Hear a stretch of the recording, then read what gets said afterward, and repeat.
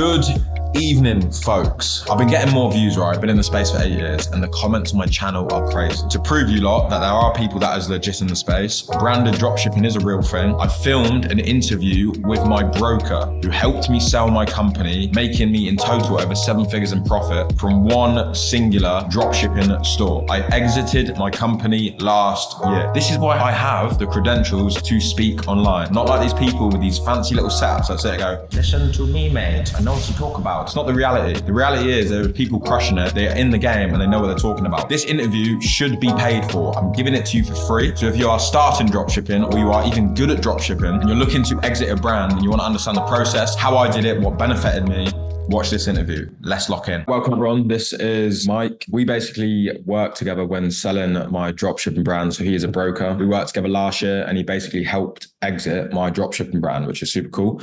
So I basically just wanted to talk to him today and introduce him to you guys to get some good value out of it. We can talk about my brand to start off with, and then towards the end of it, just talk about what buyers are looking for and stuff and sort of that link. So yeah, if you want to introduce yourself. So I'm Mike Friedman. I work for Website Closers. I own a franchise at Website Closers. Been a broker for the past few years. I did commercial real estate valuations before that for 4 or 5 years out of school. I think you guys call it uni over there on your side of the pond. I got bored of that, went to med school, went back to uni for meds, for pre-med, went to med school in Arizona, started a Amazon company like 2 months in, grew up to multiple 7 figures in the first year. This is 2012, good time to be in Amazon. And then just started doing e-com and more Amazon stuff and took boards, graduated, and just decided not to practice. Had a wife and 2 kids, just like being home with my family. So I've been doing e-com stuff, digital companies and brokerage since 2012. Obviously, I'm posting videos on YouTube and stuff. No one really believes it. So obviously there's a lot of fake people, but obviously I did actually sell a company, didn't I? For sure. Why do you think my company was sellable? Because the process was semi-quick, I would say. Yeah. What did you see about the brand? Why did you like it? Stuff like that. Selling a company is not a quick process. It's not like you put a car in an advertisement and somebody comes and buys it within a week or two. You have to do a lot of, building documents and offering memorandums and financial statements for a while. And then you have to have everybody sign an NDA and interview the buyers. And then those buyers have to interview and talk to the business owner and negotiate LOIs. So it's at minimum of, usually a few month process, and it could be a year-long process or more, especially if you don't have a good company. But luckily you had a good company, and it really all comes down to how you set up a company and differentiating your business from basically having a job to having a company, right?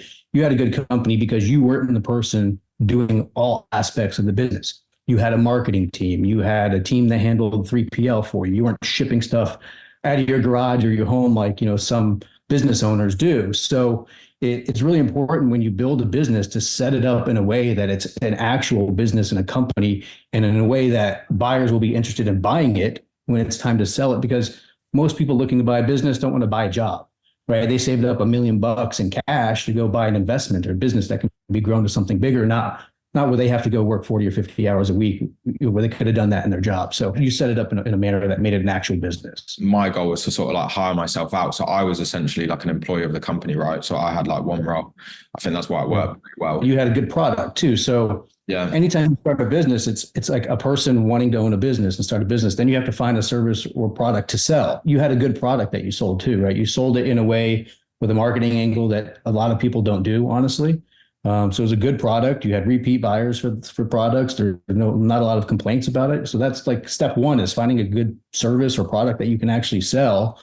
That's a quality product. And you did that right off the bat too. So talk about in the video as well. It's like branded dropshipping. I think how he presented the content and stuff, it was high quality, right? Like the end marketing and product to consumer was pretty high quality, which like not a lot of people do now. So it's hard to find, but that's definitely why I think it worked as well. For the buyer, there was a lot of opportunity to grow it as well. Foundation. Absolutely. I mean, you had just started getting the product to the United States market, right? So I think it was like when we first started doing it, almost all in the Europe and UK market, and then you started bringing it into the US to expand, which is a great thing to do, right? And then the US market was so big, and you had just started getting 10, 20% of your revenue from the US market, that the buyers could see that was a great opportunity for further expansion. You don't want to grow the business to its complete max and then try to sell it. The next person has nowhere to go. But generally in this world, the markets for just about any industry is so big, you're probably not going to max out your business anyways. But you did a great job of going from UK, Europe, and then to US, showing the buyers that it could be done and you're getting good traction in the US, and then, letting them carry the torch. So there's probably people watching this as well, and they are potentially looking to work with me. What aspects of my company do you think I could push into theirs as well that could help their small dropshipping business, or if they were starting out? From start to finish, I think to have a good company that you can sell, you can't just be good at one thing, right? You need to be good at every aspect that your business does. You can't have a good product and shitty customer service, because every time somebody calls to get a refund or an exchange or a question about the product, they have a bad experience and they leave a bad review on Trustpilot or whatever it is. So you got to be good at everything. And obviously you were good at everything you did. So from, I would say, one, identifying, sourcing products, finding products that are good to sell in the market and finding a good source for that, creating a good relationship with that sourcing partner, finding a good 3PL to handle logistics and shipping if it's not the manufacturer or supplier. And then, you got to find the right price point. You got to find a marketing angle. You got to hand that off to a team who can do the marketing. So you're not the one running the entire business. You got to set up customer service people, train them through the entire customer service SOP and how to handle, the 50 frequently asked questions and concerns. And then, all the way to email marketing to get the people back in the door and to buy new stuff, right? Because the name of the game is all about lifetime value of your customer. The more money you can make from your customer over the lifetime of your business, the more you can afford to spend on ads and outcompete your competitors in the marketplace to get those people into your door. So 100% sold the business. It's all good. So I reckon let's get on to the juicy part now, which probably everyone wants to hear. You've been selling businesses for a while now. What is the market looking like for selling e-commerce brands?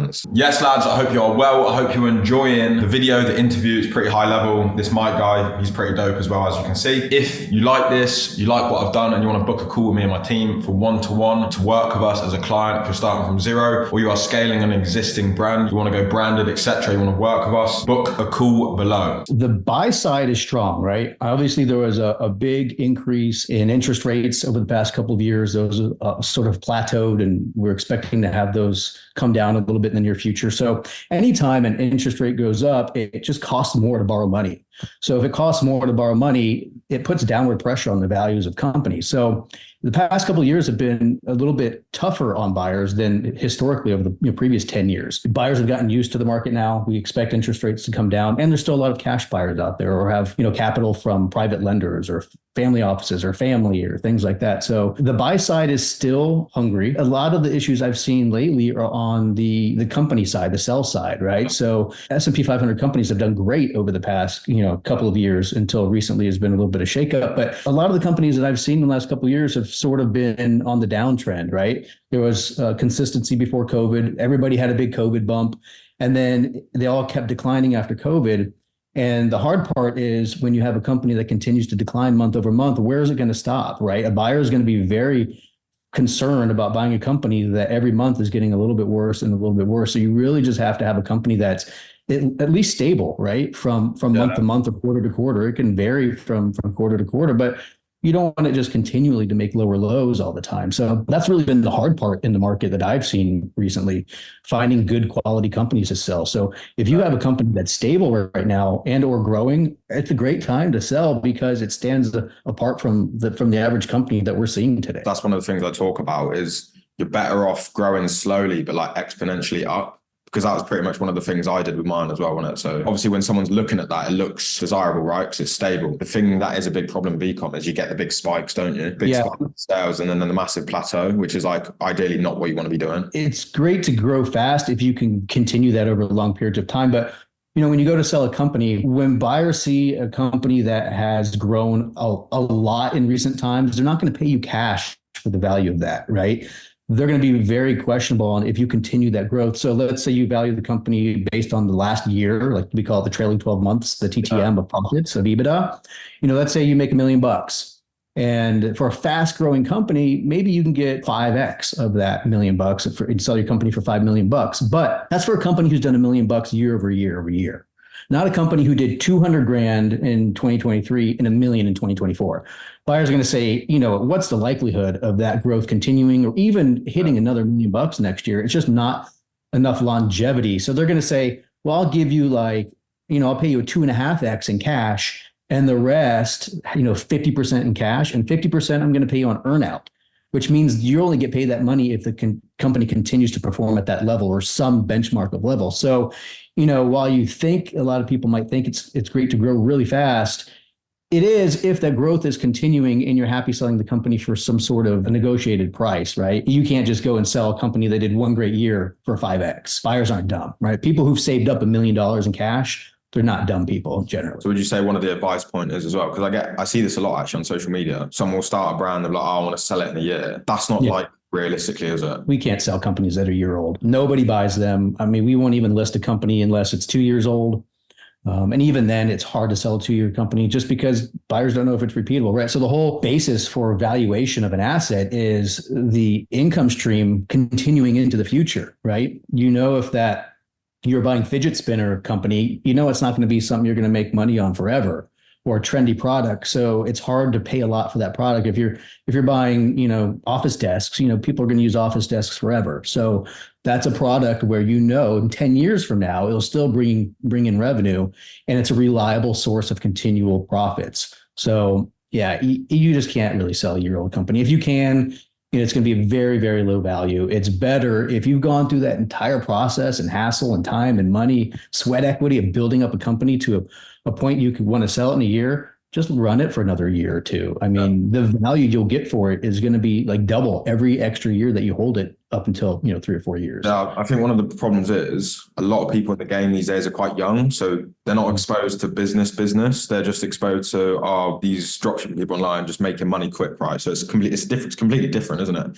So they're not really thinking in the terms of building an actual company. They're building dropship stores and sort of run through all the customers they can. And the problem is they're not doing what you're doing. They're not building, good customer service, making sure the product's good, and you want to get repeat business and good product reviews on the website. So they're selling products to like a small segment of buyers once, and they get enough bad reviews that nobody wants to buy from that company again. They sort of saturate their whatever play of marketing they're doing, their Facebook ads, and it's not it's not going to be a long-term business. So we see that. If someone was looking to build a dropshipping brand and get an exit, what sort of things would you be explaining to them to like work on to get a higher exit? I'll use an example of a company without using names. Like recently we saw some products, somebody built a dropship company, and the products were like a health and beauty product, like a supplement product. And, it just was like a dropship product from China, right? There was the owner probably didn't do any research into if the ingredients even worked for that issue. The website had some like conflicting advertisement parts saying like there were no petroleum products used in this product, but then like the fifth ingredient was petroleum-based oil or lubricant. So it's like false advertising too. So you got to have a good product, first of all. Right? A product that's a quality product, not just some like snake oil thing. And then you really got to build out a team, like we mentioned earlier. You can't be doing marketing for the company and having all of your revenue being generated from Facebook ads, and you're the guy running Facebook ads. How do you hand that off to the buyer who does not have that Facebook expertise, right? You just have to have a team running the business for you. And then you have to have it for, at least 2 years, ideally 3 years. And then profits and revenue need to be consistent, or slowly growing over that time. That's sort of like the general idea, right? It all starts with a good product, and then making sure you're not running the entire company or any really important part of the company, because somebody has to take that over when you leave, and it has to continue to produce the same results that it did when you were there. Have you seen any like really young people sell a company? I see a lot of young people in the dropship space. Like every small company that we get from like a 22, 25-year-old dropshipper said, I scale this from zero to 5 million in revenue in a year, and I want to sell it. I said, okay, well, do that for 2 more years and we can sell it. There's some real talent out there in like young guys. I tell people all the time, like one of the most profitable skill sets you can have in today's sort of digital industry is to be a good media buyer and know how to build ads, right? So it's all about building great creatives and then running those creatives and testing them on Google or Meta or TikTok or whatever your platform preference is. And I see kids all the time go from 0 to 5 million, 0 to 12 million in a year. It doesn't matter if you go to 100 million in a year. You can't really sell that. It's very hard. And how do you know what to pay for that, right? There's so much uncertainty that you can't do it. Now, on the other side of that, I saw a supplement company recently grew from 0 to 120 million in revenue. The trailing 12 months, they made like 22 million in profits. I think it was 19 or 22 million profits, but they had run that for 3 years and now they wanted to exit, and they had a very big name influencer in the fitness industry who was a partner in the business. He owned like 50% of the business. It was started by another guy. And they had this, this nice team of people, and they held it for 3 years, and they went to market. And I believe they sold it was over 100 million. I mean, pretty close to like their revenue that year. That's what you can do with the business if you do it the right way. If you just do a quick drop shipping site with garbage products, you can't sell it at all. So the difference could be 10 figures, literally. I mean, if you have the skill set to build up a company from 0 to 5 million or 0 to 12 million a year, just keep that going for 2 more years. It could be a $50 million revenue company or $100 million company. And if you have the team and the consistency, I mean, you could really be wealthy. A lot of people now are looking for that quick profit rather than working on like the back end, right? They're not doing the SOPs. They're not hiring good team members, which is the boring stuff. It takes time. And you also don't see the money from doing that instantly, do you? When you're growing a company, a product company, unfortunately, it costs a lot of money to buy inventory every month, right? If you have to buy 10 or 20% more inventory every month than you did the last month, all your profits are going into buying inventory, and you feel like you're working for nothing. But I promise you, if you keep that up for 3 years, you'll never have to work again if you can do that right. It was actually funny. So me and my friend also sold our brands within the span of like 2-3 months, didn't we? Which is pretty cool. Yeah. How many brands would you say you're generally selling or exchanging at the moment, like per year? We probably sell a dozen companies per year. Through website closers. We try to list only companies like $1 million in value or more. So we sell real companies. You can buy low end, burned out drop ship companies on some of these other platforms that you see out there. We actually take the time to meet with the business owners, look at their financials and P&Ls, advise them on how to get the best valuations for their company. Sometimes the company's ready to sell immediately. Sometimes it takes 6 months of working with the owners to get it to a place where it can sell, right? For the best value. And that's kind of what we do on that side. And then I do some consulting and coaching on the side as well. People who want to acquire businesses and maybe who don't want to build them from scratch and go through that time and effort and trial and error it takes. You just want to come buy a company, I can kind of teach you and walk you through that process. Basically from soup to nuts, buying a company, sourcing, analyzing, negotiating, acquiring, operating, scaling, and then exiting a company all the way. There is a lot more to it than you actually think. This is the other thing I want to talk about is like the process of selling a company. No one really talks about it, especially like obviously we sold a dropshipping company. Mm-hmm. You were kind of like the mediator. So you pretty much came to me, right, with someone pretty much close to ready to buy and right. Could you just describe the process to the people that could be potentially looking to sell in the next 1 to 3 years? Like, what does the process look like? How does the mediation work? Like, what is that process? The first thing we do is just have like a couple hour talk. We learn all about your business, right? Learn what makes your business special and valuable so we can then, market it the right way in the marketplace to attract the most buyers you possibly can. We take a look at financials. We get the financials all organized and put in a sort of standardized fashion for buyers to look at. And then we go and we have a writing team and we'll write an offering memorandum. It's like a 20-page document that tells a buyer all about your business. And then we write like a 2-page teaser. So the teaser will have nothing about your business name, a confidential version. And then we have an OM that we only share once people sign an NDA. We sort of launch the business out all over the place, social media. Our email list is like, over 500,000 people on our email list alone. And then all the big platforms. And then so we'll field buyers. Everybody requests an NDA. We sign an NDA. We give them the whole package. They come back to us with questions.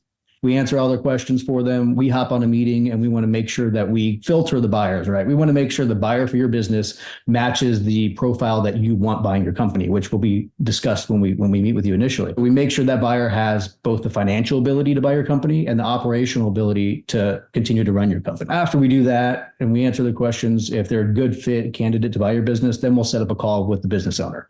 We'll get to meet that buyer, have an hour long just Q&A. Sometimes buyers just want to hear the same questions answered from the business owner's mouth, even though it's in the OM.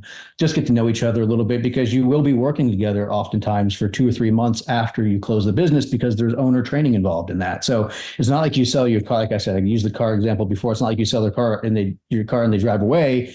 You sell your business and then you train them on the business for 2 or 3 months afterwards. And sometimes that goes as long as 6 months or a year, depending on the type of business it is and the structure of how they buy the business, right? If the owner retained some ownership, some equity in the company or things like that. So we have those meetings. And then if the buyer's still interested, we get an LOI from them, which is basically an offer in writing. And we negotiate the offer on the seller's behalf. Once an offer is signed, it then starts a due diligence process. And the due diligence process is where the buyer gets to investigate investigate the company and make sure it is what the business owner is claiming it is, right? So they're going to ask for tax returns, financial statements, bank accounts, credit card accounts, access to Shopify, and read-only access to marketing platforms and everything else. So they want to make sure whoever they're going to hand over their $1 million to, they're handing it over to a company that actually exists and does business, right? So they're going to check all this stuff. And that process takes at least 30 days.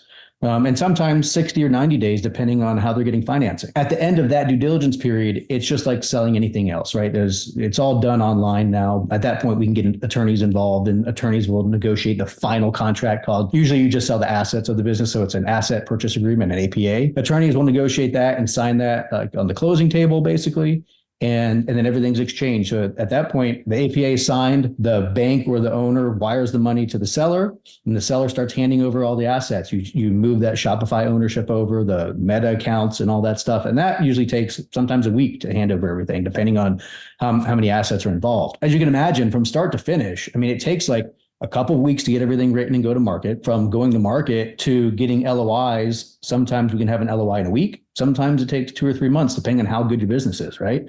And then negotiating an LOI can take a couple of weeks, and then due diligence can take a couple of months. It's a pretty lengthy process in general, but good companies can get an LOI. I just posted a company. We got an LOI 3 days after listing it. Sometimes it goes quick, sometimes it takes longer, but that's the general process. Again, my viewers, they're probably building dropshipping brands or custom branded e-com stores that they would like to sell in the future. As someone selling a company for the first time, you also have to present yourself. You're also like selling the company as yourself. What's your advice? Because I was quite nervous for it, like speaking to big business guys who've bought companies, and you're there and you've just been sat on a laptop just building a little business. You know what I mean? So not used to that. What's your advice for that? Because you sort of have to, like sales of yourself, right? So like, what's your advice for that? Yeah, you're right. It can be intimidating because depending on the company, we've had buyers who have 50 million in net worth come and look at a company that's like a $2 million was a dropship company, right, essentially. And the guy's like 23 years old, and he's sitting with some, like, maybe he'll bring his attorney and his acquisition as M&A guy to the meeting. It could be like 3 or 4 people on a Zoom call, and you're just sitting there like this 23-year-old dropship guy. It can be quite intimidating. So we kind of hop on a call and just discuss how that's going to go. But it's really about answering questions as transparently and thoroughly as possible, right? Not trying to hide stuff. So it goes back to building a good business. If you have a good business, you have nothing to hide. You can be transparent. You can represent yourself and your company effectively. If that's what your business is, you'll have no problem. It's just sort of getting over that initial fear of not knowing who you're going to meet. But typically they're really laid back conversations. There's nothing to worry about. And I'm there the entire time. Our broker's there the entire time as well, right? So we don't just schedule a meeting and let you guys go have it. We sit there, and if there's any like questions that are asked that are maybe inappropriate or diving too deep into details that shouldn't be shared at that point, we'll jump in and moderate the conversation and say that's probably best left for due diligence period if you guys would like to make an offer on the business. And so, you won't be alone for sure. And if it's me or anybody else, right? That's just the situation. That was something you did pretty good, to be fair. You're a pretty good mediator. I don't like people getting bullied around either. So we've had a couple of meetings go bad where the buyers are just jerks and assholes and cut the meeting off and say, this is not, how we handle calls, and you're not somebody we want to do business with. So, but that's been like, maybe once or twice in years. So is there any like last final words, bit of advice for my viewer that is doing drop shipping or building a brand? I would just say learn from somebody who's done it before, right? Having to go about this process alone, as I'm sure you've discovered when you're building a business, right? You didn't figure out how to do drop shipping by yourself. You probably watched tons of YouTube videos, maybe went through some trainings, maybe got consulting when you were building up your thing. It's always better to do it with like a partner or a buddy or a mentor coaching program, something like that. When I got into this, I spent multiple 6 figures hiring marketing companies. And there are just thousands and thousands of marketing companies, like just in the US, not to mention worldwide, right? And there's no way to tell if they're good or not. Like when you're new, you don't know shit. So they all look like experts and they all look badass, and they always put like the best customers that they've ever done business for, on the homepage. So everything you see is like their best 1 or 2 clients they've ever done. So through the entire process, from building a business, everything you do, you want to have a coach, all right? There's no professional sports players without coaches. Nobody gets to the NFL without a coach. You have a little league coach, a high school coach, you have college coach, you have an NFL coach. And at most of those points, you have 4, 5, 10 coaches too, right? So that's always my thing. Do it with somebody, and doing it by yourself is boring too, right? I was in my home office for 6 years running e-com companies by myself, and it feels like a prison after a while. Like if you don't get to hop on Zoom or go have lunch with somebody, like believe me, it gets really boring. And then there's that synergy of multiple minds, right? You get to find out what other people are doing, what new software is going on. Like I just started using OneText for SMS stuff, and it's amazing. The team is amazing. They do everything for us. The results are great. And I learned that from meeting up with somebody else. I would have never discovered them if I wasn't talking to another e-com guy. So the best advice I can give is find somebody to do it with, or get some mentoring or consulting. It's going to save you so much time and money in the long run. And you're going to get to successes that you would have never gotten to before. Yeah, if you just want to end it with like your contact details, what you can help people with, I'd say you're pretty valuable in the space for sure. So people wanting to sell their company or get training or whatever. So yeah, if you just want to dive into that as well. If you want to sell any company, I can help you with that. If you want to buy a company, we can help you there too. If you want consulting, like one-on-one sort of hands-on mentoring, I can do that as well. So we do that whole process, right? We won't leave you alone. We operate companies that have well into 8 figures of revenue. I've made 4 purchases in the last year, have 3 more under LOI right now. I can show you how I do it and help everybody become wealthy and have great lives, right? You can reach me at Mike at digitalacquisitionclub.com. Yeah, I'll leave that with that. But that's crazy. It's different level, isn't it? Like equity level, isn't it? I always say, like, if you have a goal in mind, figure out what you want to do that will get you to your goal the fastest. And if your goal is to make a lot of money, what are you doing that is going to make you the most money, right? If you have 3 choices and one has a total end result of $100 million and the other 2 have like a $5 million and a $20 million, like, why would you not focus all of your time doing the one thing that can get you to $100 million? Like, forget a job. You'll never get wealthy having a job. There's maybe how many CEOs have 7-figure incomes, even in the United States? There's not that many. Like, so if you're not a CEO, or forget it. Like, most attorneys that are wealthy own the attorney practice. They aren't the practicing attorney. Those guys cap off at $200,000-300 grand a year for the most part. The average salary for an attorney in the United States is like 150 grand. So that's good money, but these days you can barely raise 2 kids on that. My thing is buying businesses. You can get to, all the way from nothing to Warren Buffett and buying businesses. So the opportunity is there. So focus all your time on buying companies. Maybe the first company is just, a 6-figure company, but then that leads you to a 7-figure company, and then an 8-figure company. And then maybe one day you can get to a 9-figure company. But there's no other way to build wealth in the world better than owning companies. And today, the internet and digital companies are the most exciting. You can do it from home. I spent 9 months in Asia, as you know, recently with my wife and 2 kids. You can't do that with a job or a lot of other like brick and mortar businesses, like a boring business, right? You can't go own a car wash. There's only so many people that can go give you business at a car wash. You got to buy 10 of them to be wealthy. Then you have to have people going all over the place to manage these things. But you can own one 8-figure e-com business and run that from your laptop, and have meetings with your team on Zoom, every couple of days. So that's what I do. And that's what I coach people to do. Yeah, that was a pretty valuable chat. I appreciate your time. Yeah, man, you're welcome. Anytime. It's good talking to you, as always.